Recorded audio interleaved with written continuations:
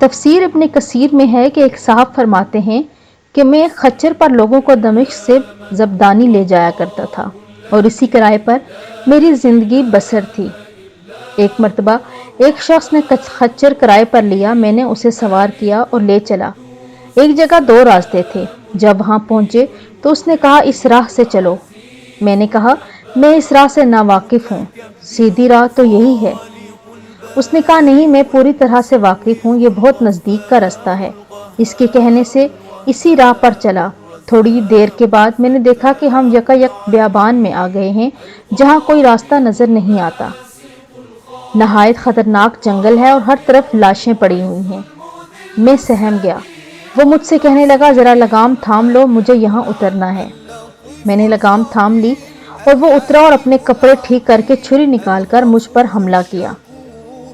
میں وہاں سے سرپٹ بھاگا لیکن اس نے میرا تعاقب کیا اور مجھے پکڑ لیا۔ میں نے اس کی منت و سماجت کی لیکن اس نے خیال بھی نہ کیا۔ میں نے کہا اچھا یہ خچر اور کل سامان جو میرے پاس ہے تو لے لے اور مجھے چھوڑ دے۔ اس نے کہا یہ تو میرا ہو ہی چکا ہے لیکن میں تجھے زندہ نہیں چھوڑنا چاہتا۔ میں نے اسے اللہ کا خوف دلایا، آخرت کے عذابوں کا ذکر کیا، لیکن اس چیز نے بھی اس پر کوئی اثر نہ کیا اور وہ میرے قتل پر تلا رہا۔ اب میں مایوس ہو گیا اور مرنے کے لیے تیار ہو گیا اور اس سے بامنت التجا کی کہ آپ مجھے 2 رکعت نماز ادا کر لینے دیجیے۔ اس نے کہا اچھا جلدی سے پڑھ لو۔ میں نے نماز شروع کی لیکن اللہ کی قسم میری زبان سے قرآن مجید کا ایک حرف بھی نہیں نکلا۔ یوں ہی ہاتھ باندھے دہشت زدہ کھڑا ہوا تھا، وہ جلدی مچا رہا تھا۔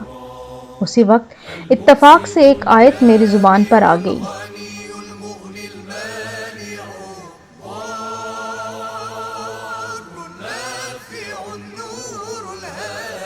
اللہ ہی ہے جو بیقرار کی بے قراری کے وقت دعا کو سنتا ہے اور قبول فرماتا ہے اور بے بسی، بے کسی، سختی اور مصیبت کو دور کر دیتا ہے۔ بس اس آیت کا زبان سے جاری ہونا تھا جو میں نے دیکھا کہ بیچوں بیچ جنگل میں سے ایک گھڑ سوار تیزی سے اپنا گھوڑا بھگائے نیزہ تانے ہماری طرف چلا آ رہا ہے اور بغیر کچھ کہے ڈاکو کے پیٹ میں اس نے اپنا نیزہ گھسیڑ دیا جو اس کے جگر کے آر پار ہو گیا۔ وہ اسی وقت بے جان ہو کر گر پڑا۔ سوار نے باگ موڑی اور جانا چاہا لیکن میں اس کے قدموں سے لپٹ گیا اور کہنے لگا اللہ کے لیے یہ تو بتلاؤ کہ تم کون ہو؟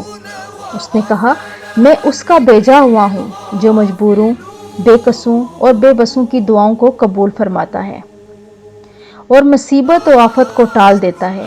میں نے اللہ کا شکر ادا کیا اور وہاں سے اپنا خچر اور مال لے کر صحیح سالم واپس لوٹ آیا۔ دعوت حق اسی کو پکارنا حق ہے، اس کے سوا نہ کوئی پکار سن سکتا ہے، نہ مصیبتوں اور پریشانیوں کو دور کر سکتا ہے۔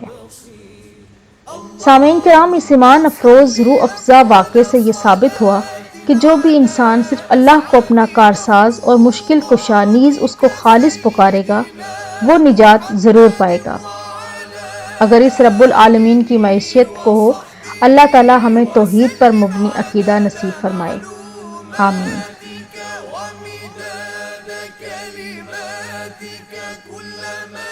ذكرك الذاكرون وغفل عن ذكره الغافلون